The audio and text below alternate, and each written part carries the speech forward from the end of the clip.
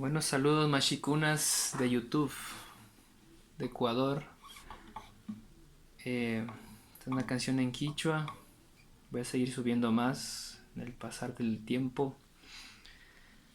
Y para cantarle a las nuevas generaciones, ¿no?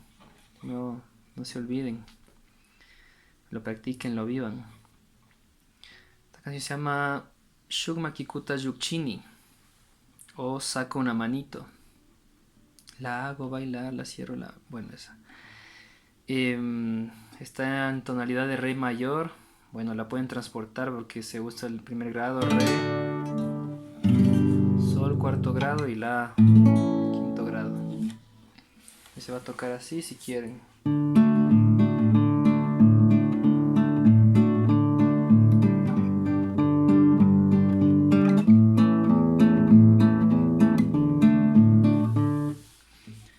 Bueno, dice así, ¿no?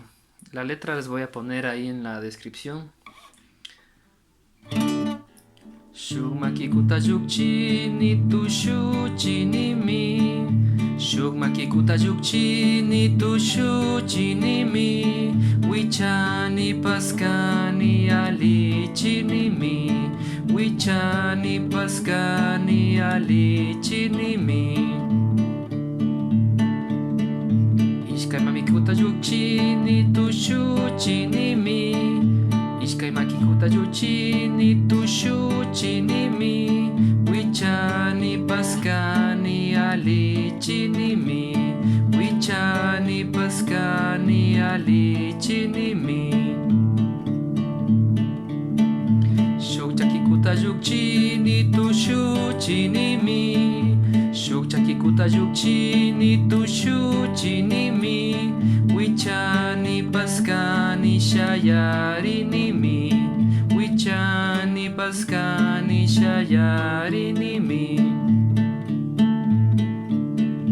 Ishkachakikuta yukchi ni tushuchi ni mi.